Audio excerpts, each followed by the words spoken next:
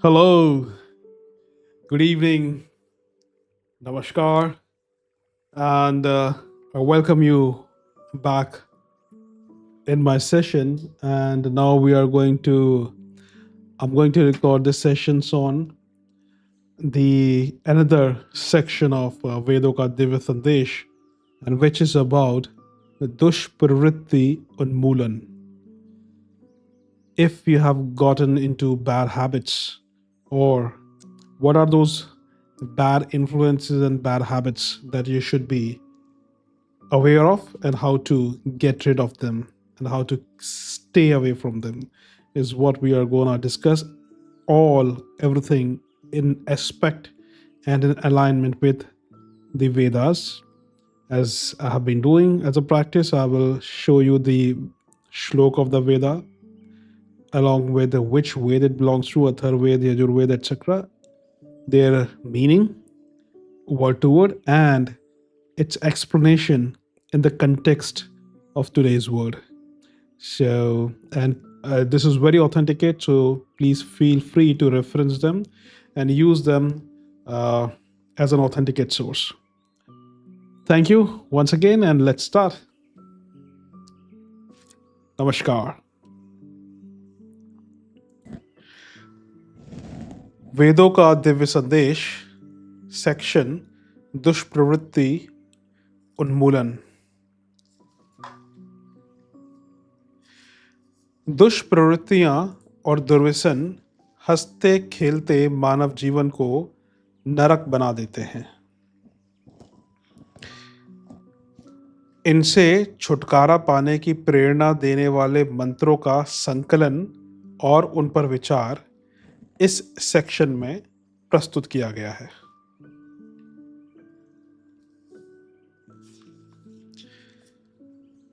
प्रत्युष्ठ द्वम रक्षः प्रत्युष्ठा द्वम अरातयो निष्ठांत द्वम रक्षो निष्पत्ता द्वम अरातयः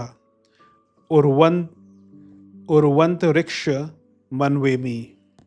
यजुर्वेद.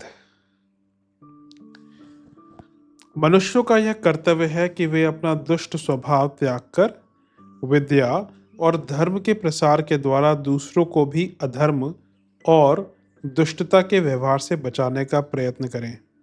ज्ञान और सुख देकर सभी व्यक्तियों को विद्यावान, धर्मशील और पुरुषार्थवान बनाना ही हमारा परम कर्तव्य है. मानव जीवन सतत संघर्ष और आंतरिक अंतर्द्वंद की कहानी है. अंतरात्मा की पुकार और इंद्रिय सुख के प्रलोभन के मध्य निरंतर एक रस्साकशी होती रहती है. हम दृढ़तापूर्वक परम लक्ष्य की ओर अग्रसर होना चाहते हैं, किंतु ब्राह्म जगत के प्रलोभन हमें विपरीत दिशा में खींचते हैं. शरीर हमारे मानसिक आदर्शों के साथ सहयोग नहीं करता और हम इच्छाओं, वासनाओं के दास बन जाते हैं. इंद्रिय सुख के पीछे भागते रहने से अंततः हमारा विनाश हो जाता है. हम यह भूल जाते हैं कि शाश्वत आनंद की प्राप्ति इंद्रिय सुख के त्याग में है, ना कि इंद्रिय सुख के भोग में. परमपिता परमेश्वर ने हमें यह दुर्लभ मानव जन्म क्या केवल अपने इंद्रिय सुख के लिए भटकने और तिकड़मे लड़ाने हेतु ही दिया है? खाओ, पियो और मौज करो, क्या यही इस जीवन का लक्ष्य है? अपनी इच्छाओं और लालसाओं की पूर्ति के लिए हर प्रकार की उचित अनुचित कार्य करते रहते हैं, पर क्या इससे हमारी तृप्ति हो जाती है? नहीं, एक के बाद एक हमारी इच्छाएं हनुमान जी की पूंछ के समान बढ़ती ही जाती हैं, आग और तेज होती जाती है. क्या उन्हें शांत कर सकना संभव हो पाता है? यही तो मानव जीवन की विडंबना है कि हम अपनी अंतरात्मा की पुकार को अनसुना करके परमानंद की प्राप्ति के मार्ग से भटक कर क्षणिक सुख के प्रेय मार्ग पर चल निकलते हैं. माया, मोह, लोभ में फंसकर भौतिक वस्तुओं के प्रति आसक्ति को ही सच्चा सुख समझते रहते हैं. इसके लिए हर प्रकार के दुराचार और दुष्ट आचरण करने में हमें जरा भी हिचक नहीं होती. इससे अपनी भी हानि होती है और समाज में भी हर ओर अराजकता, कष्ट, क्लेश और दुख का वातावरण बनता है. ईश्वर की यह आज्ञा थी कि मनुष्य अपने दुष्ट स्वभाव का त्याग करे और ज्ञानवान तथा धर्मशील बनकर स्वयं अपना भी उत्थान करे और अपने परिवार एवं समाज में भी सबको उन्नति के श्रेय मार्ग पर चलने की प्रेरणा दे। ईश्वर की यही भविष्यवाणी, दिव्यवाणी हमारी अंतरात्मा से निरंतर निकलती रहती है, पर यह हमारा दुर्भाग्य ही है कि हम उसे सुनते ही नहीं, और यदि सुनते भी हैं तो सुनकर अनसुना कर देते हैं। इस दिव्य संदेश के अनुपालन में जब हम अपने दोष दुर्गुणों को नष्ट करने के पुरुषार्थ में जुट जाते हैं तो ईश्वरीय सहयोग सहज ही प्राप्त होता है। प्रभु कृपा से सफलता भी मिलती है। यदि हम जीवन के परम सुख का आनंद लेना चाहते हैं तो उसका एकमात्र मार्ग यही है कि हम अपने जीवन में दोष, दुर्गुणों और दुष्प्रवृत्तियों को घुसने ही ना दें, और जो भीतर घुसे हुए हैं उन्हें खोज खोज कर कठोरतापूर्वक अपने जीवन से निकाल कर बाहर फेंक दें। कुविचारों और कुसंस्कारों को अपने पास फटकने भी ना दें। यह तभी संभव है जब हम आत्मनिरीक्षण का स्वभाव बना लें, प्रतिदिन अपने आचरण की समीक्षा करें और जो भी बुराइयां दिखाई दें उन्हें पूरी ईमानदारी से छोड़ने का संकल्प लें तथा उस संकल्प का दृढ़तापूर्वक पालन करें। आत्मा की पुकार सुनने का यही तरीका है।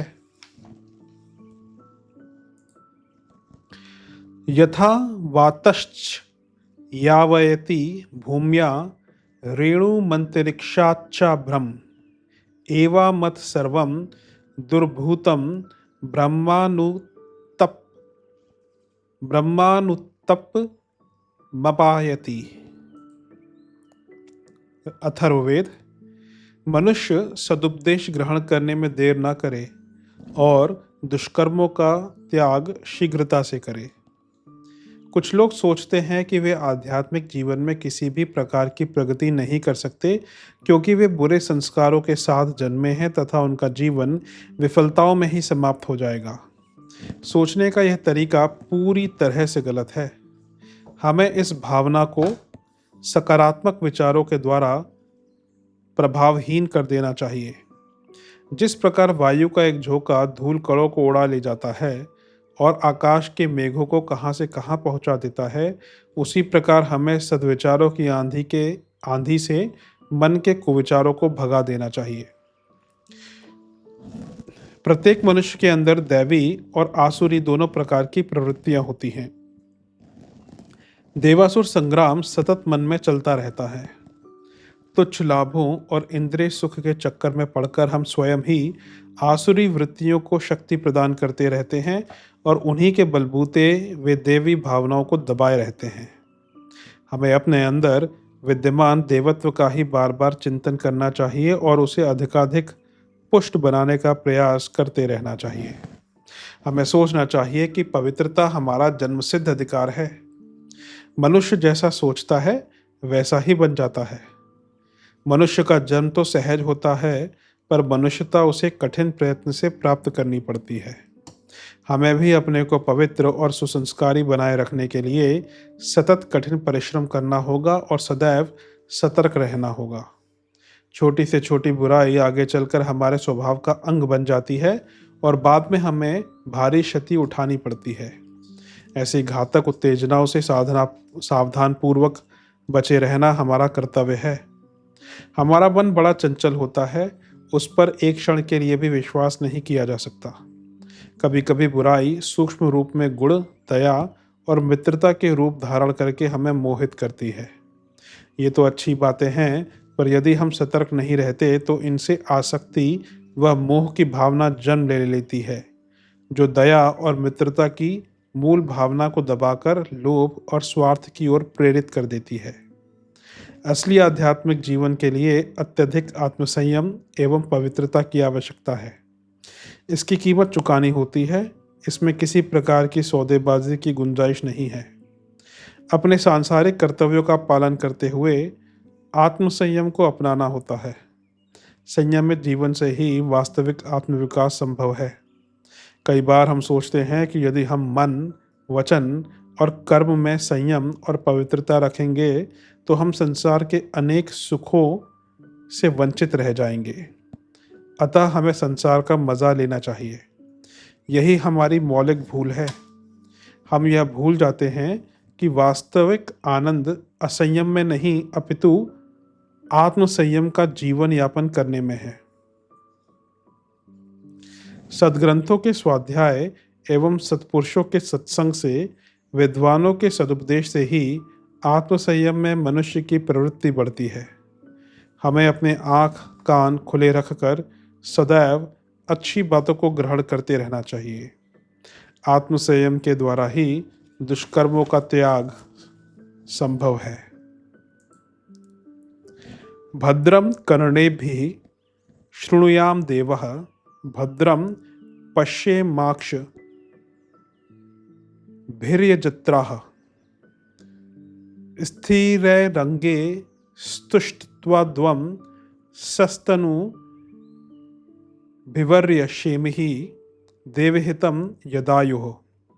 ऋग्वेद, यजुर्वेद एंड सामवेद। हम विद्वान पुरुषों के साथ रहकर सुंदर शब्द सुने, सत्य देखें और परमात्मा की उपासना करें ताकि हमारी आयु लंबी हो। हम असत्य संभाषण ना करें, झूठी प्रशंसा ना सुने, खोटा ना देखें और व्यभिचार की ओर हमारी प्रवृत्ति ना हो। परमात्मा ने यह मानव शरीर क्यों निर्मित किया है? इसलिए कि हम देवताओं के समान जीवन जीते हुए दीर्घ आयु प्राप्त करें। ब्रह्मा ने सभी जीवों की आयु निर्धारित कर दी है। मनुष्य को सामान्यतः उसने 100 वर्ष का जीवन दिया है। यह मनुष्य के अपने हाथ में है कि वह इस जीवन को सुख समृद्धि से भरकर दैवी आचरण करते हुए 100 वर्ष से भी अधिक का बढ़ा ले, या फिर अपने दुराचार में फंसाकर मानसिक व शारीरिक रोगों के द्वारा उसे जल्दी ही नष्ट कर दे। दैवी आपदाओं और दुर्घटनाओं में अकाल मृत्यु की बात अलग है। मानव शरीर में दुर्गुणों, दुराचरणों और दुष्प्रवृत्तियों की ओर आकर्षित होने की स्वाभाविक लालसा रहती है। कुविचार और कुसंस्कार अपनी मायावी चमक दमक से भ्रमित करके अपने जाल में फंसाते हैं। तरह तरह के आकर्षक, मादक, मोहक और लुभावने प्रलोभन हमारी इंद्रियों को ठगते हैं और कुमारगामी बनाते हैं। इंद्रियों पर से हमारा नियंत्रण समाप्त हो जाता है।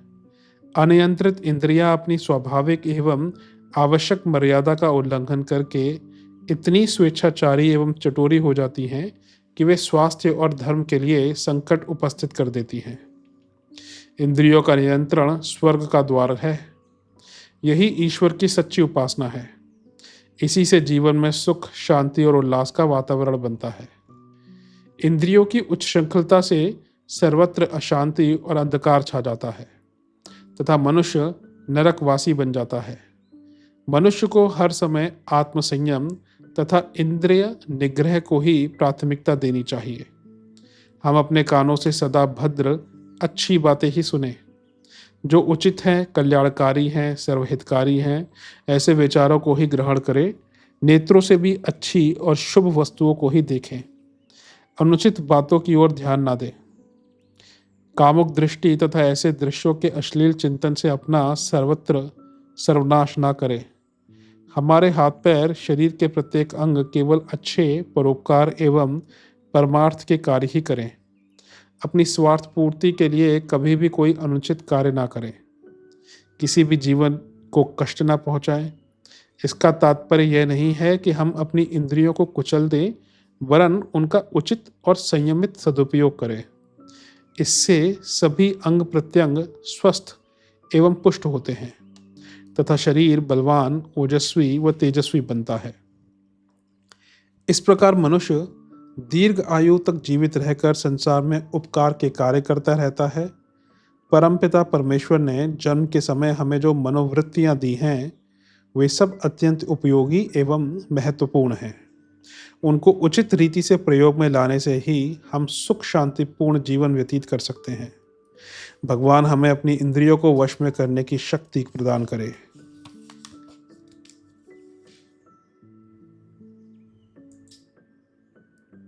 एवात इंद्रोचतमहेम श्रवस्या नात्मना वाजयन्तः अश्याम तत् साप्त माशुषाणा ननमो वधरदेवस्य पीयोः। ऋग्वेद। जो मनुष्य अनुचित शब्द नहीं बोलते, बुरी वस्तुओं को ग्रहण नहीं करते, श्रेष्ठता की पूजा करते हैं एवं असत तत्वों को निकालकर बाहर भगा देते हैं और जिनका ज्ञान सात्विक है वही आप्त पुरुष कहे जाते हैं। इस संसार में विभिन्न प्रकार के लोग रहते हैं। इनमें से कुछ ऐसे भी हैं जो जीवन के केवल भौतिकवादी मार्ग में ही विश्वास करते हैं। वे परम लक्ष्य की ओर ध्यान ही नहीं देते और इसलिए उनमें किसी प्रकार का कोई द्वंद्व भी नहीं होता। जब तक वे अपने भीतर अंतर्द्वंद की अनुभूति करना आरंभ नहीं करते तब तक उनके लिए कोई आशा नहीं।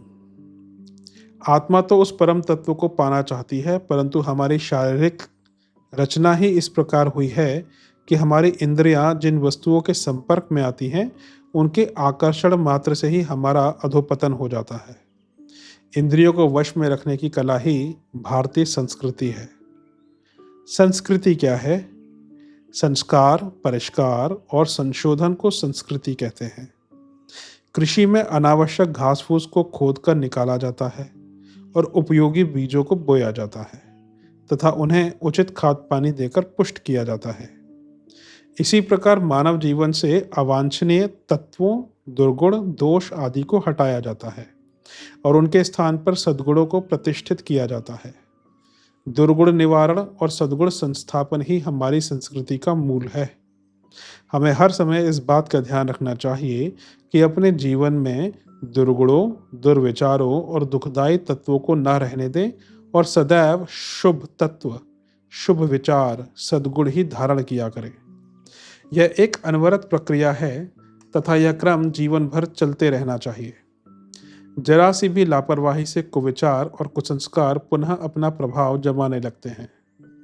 यह संस्कृति जब हमारे स्वभाव का एक अंग बन जाती है, आवश्यक दिनचर्या के रूप में स्वतः सहज हो जाती है, तो दुर्भावनाओं का क्षय हो जाता है तथा सद्गुण ही निरंतर स्थान पाते हैं। तभी मानव जीवन देवत्व की ओर अग्रसर होता है।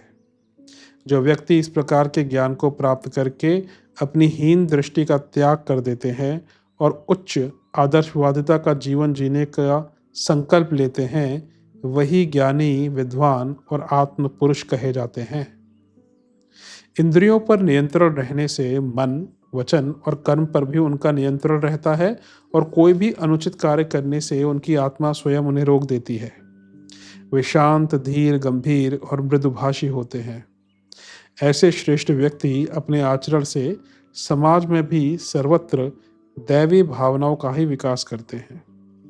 तामसिक एवं राजसिक वृत्तियों के स्थान पर सात्विकता की सुगंध फैलाते हैं।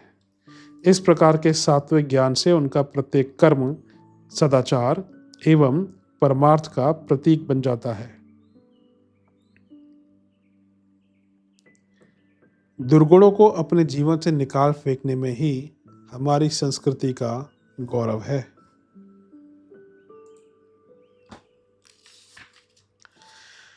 आदित्यासो अदितयः श्याम पूर्देवत्रा वसवो मत्यर्त्रा सनेम मित्रा वारुणा सनंतो भवेम ध्यावा पृथ्वी भवन्तः।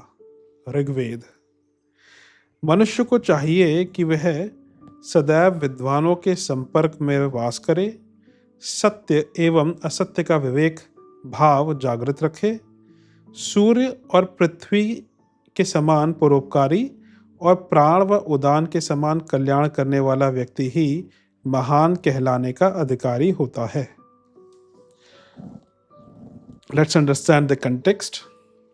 मानव जीवन के क्रियाकलाप बड़े ही विचित्र हैं।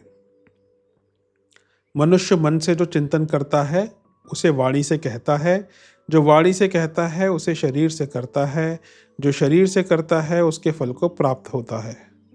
यदि मनुष्य अच्छे फल को चाहता है तो अच्छे कर्म करे। यदि अच्छे कर्म करना चाहता है तो अपनी वाणी से अच्छे शब्दों का उच्चारण करे। यदि वह चाहता है कि उसकी वाणी से अच्छे शब्द ही निकले तो वह अपने मानसिक चिंतन को सुधारे, अपनी मानसिक प्रवृत्तियों का परिष्कार करे, अपनी मानसिक धारणा को ऊंचा उठाए। मनुष्य को शरीर के नियंत्रण की चिंता नहीं करनी चाहिए। शरीर का नियंत्रण वाणी के नियंत्रण पर आधारित है और वाणी का नियंत्रण मानसिक नियंत्रण पर आधारित है। अतः सबसे बड़ी साधना मन के नियंत्रण की है। मन में जैसा चिंतन चलता है वैसी ही वाणी और शरीर करते हैं। अतः हमें उन मानसिक वृत्तियों को निर्धारित कर लेना चाहिए जिन पर मनुष्य की मनुष्यता को परखा जा सके।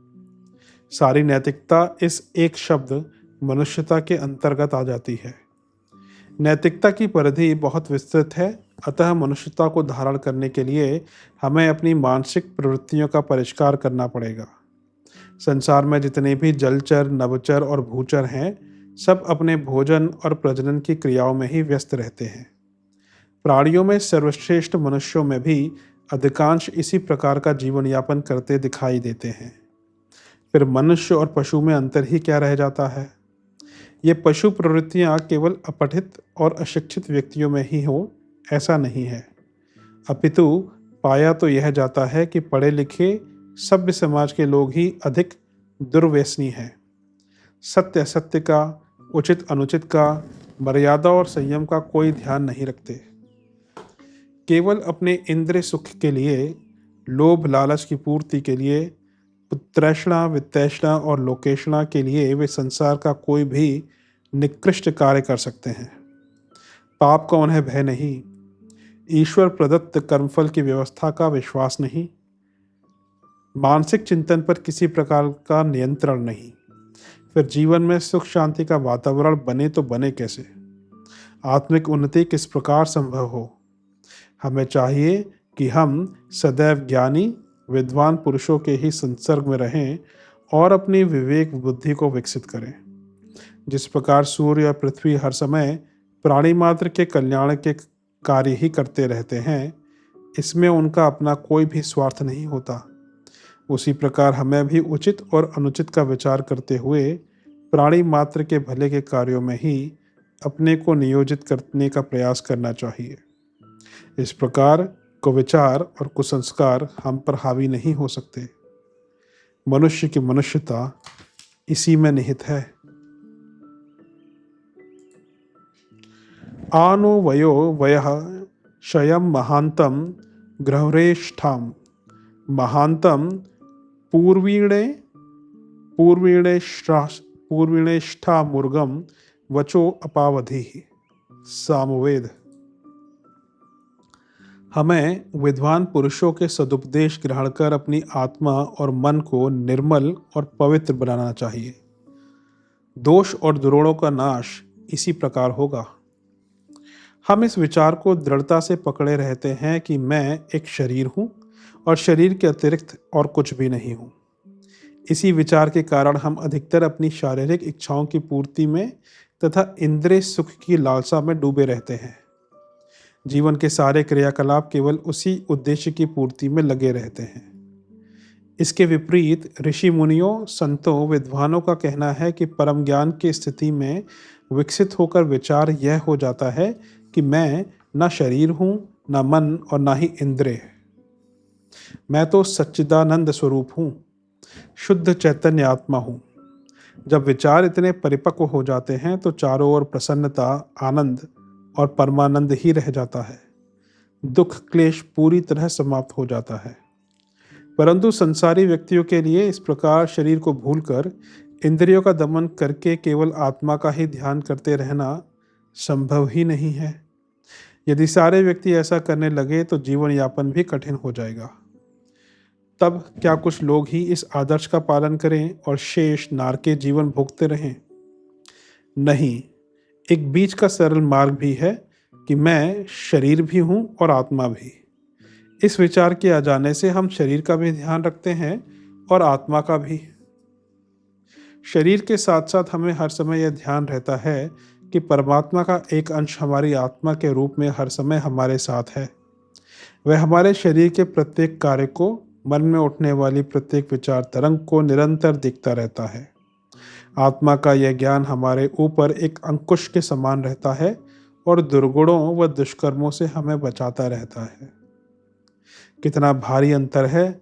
कहाँ आत्मा को भूला हुआ व्यक्ति कुविचारों और कुसंस्कारों को ही जीवन का मूल उद्देश्य समझकर हर प्रकार के दुराचार व पापाचार में फंसा रहता है, और कहाँ आत्मज्ञान से परिपूर्ण व्यक्ति सद्विचारों और सुसंस्कारों को ही अपनाता है तथा स्वयं उत्कृष्ट श्रेष्ठ बनता है एवं समाज को भी उन्नति के पथ पर ले चलता है। ऐसे व्यक्तियों की आत्मा पवित्र होती है और मन दुर्गुणों से मुक्त होकर शुद्ध निर्मल बन जाता है। वह संसार के भौतिक पदार्थों का उपभोग करता है, पर त्यक्तेन भुज्जीथा की भावना से। केवल अपनी न्यूनतम आवश्यकताओं की पूर्ति के लिए ही यह भोग सीमित रहता है और शेष संसार के अन्य प्राणियों के लिए। अपनी इंद्रियों का भी संयमित एवं मर्यादित उपभोग करने से दुनिया में रहते हुए भी वह स्वर्गीय आनंद प्राप्त करता रहता है। इस प्रकार का ज्ञान प्राप्त होता है विद्वानों के सदुपदेश से, सदग्रंथों के स्वाध्याय से और वेद मंत्रों के चिंतन मनन से। तभी संसार में रहते हुए भी मनुष्य अल्पित रहता है, उसका दृष्टिकोण भिन्न हो जाता है। आत्मदृष्टि की आभा से जीवन देदीप्यमान हो उठता है। इससे उसके दोष दुर्गुण स्वतः ही मैदान छोड़कर भाग खड़े होते हैं और उनके स्थान पर सद्गुणों की अभिवृद्धि होने लगती है। जीवन लक्ष्य की प्राप्ति का यह सर्वोत्तम साधन है। उत देवा अवहितम देवा उन्नयथा पुनः उतागश्च कृशम देवा देवा जीवयथा पुनः। ऋग्वेद अथर्ववेद। जो पद दलितों को ऊपर उठाते हैं, अपराधियों को पापों से विमुक्त बनाते हैं, वे संतजन महान हैं। ऐसे महापुरुषों के समीप रहकर अपने दोष दुर्गुण त्याग कर जीवन शोधन करें। नीचे की ओर बहना जल का सहज धर्म है। इसी तरह फिसलना, अवगुणों से लिप्त होना मानवीय जीवन का सहज धर्म है। जल को यदि ऊपर चढ़ाना हो तो कोई ना कोई शक्ति लगानी पड़ती है। वैसे ही शरीर, मन, बुद्धि और चित्त को बलपूर्वक मोड़कर मानवीय जीवन उन्नत करना होता है। इन प्रयासों में धैर्यपूर्वक निरंतर लगे रहना होता है। मानवीय जीवन में दोष दुर्गुणों का आना, कुविचारों का आक्रमण, कुसंस्कारों के प्रभाव से पाप कर्मों की ओर आकर्षित होना सामान्य प्रक्रिया है। इसी प्रकार मनुष्य नीच कर्म, पाप और अपराध करता रहता है। एक बार उनके चुंगल में फंस जाने पर सरलता से छुटकारा नहीं होता। मन स्वयं ही पाप कर्मों के प्रलोभन व चकाचौंध से भ्रमित हो जाता है और पतन के मार्ग पर उत्तरोत्तर बढ़ता ही जाता है। संसार में कोई भी मनुष्य एक बार कोई दुष्कर्म, पाप या अपराध कर देने से सदा के लिए पतित नहीं हो जाता। नैराश्य का कोई कारण नहीं है। उन्नति का मार्ग अवरुद्ध नहीं हो जाता।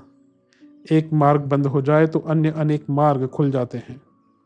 आवश्यकता केवल यही है कि हम सात्विक धैर्य के साथ निरंतर ऊपर उठने का प्रयास करते रहें। जीवन में जो दोष दुर्गुण आ गए हैं, कुविचार और कुसंस्कार छा गए हैं, उन्हें समूल उखाड़ फेंकने का पूरी ईमानदारी से प्रयास करते रहें। प्रायः पतित होकर हम लोग निराश हो जाते हैं और समझने लगते हैं कि अब तो हमारा उद्धार हो ही नहीं सकता। जो बुराई आ गई है वह तो मरने पर ही समाप्त हो सकेगी। ऐसी नकारात्मक सोच केवल हमारे अज्ञान को ही प्रदर्शित करती है। इसका कोई भी आधार नहीं होता। ना तो मनुष्य सदा के लिए पतित होता है और ना ही सदा के लिए मरता है। मृत्यु के बाद भी पुनर्जन्म होता है। सर्वशक्तिमान परमेश्वर में यह शक्ति है कि वह एक जीवन के बाद दूसरा जीवन प्रदान कर देता है।